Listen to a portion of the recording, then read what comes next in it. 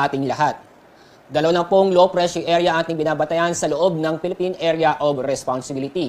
Ang unang low pressure area nasa layong 85 kilometers northeast ng Ipanta, Quezon. At yung pangalawang low pressure area ay nasa West Philippine Sea na sa layong 125 kilometers kanluran ng Iba, Zambales. Ang magandang balita, mababa pa rin ang tsansa na maging bagyo itong dalawang low pressure area.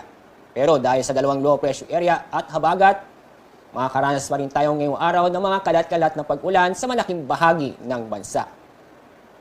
At sa magiging lagay na panahon ngayong araw, ang buong Luzon, buong Visayas at Zamboanga Peninsula ay makakaranas po tayo ng maulan na panahon, kalat-kalat na pag-ulan at thunderstorm.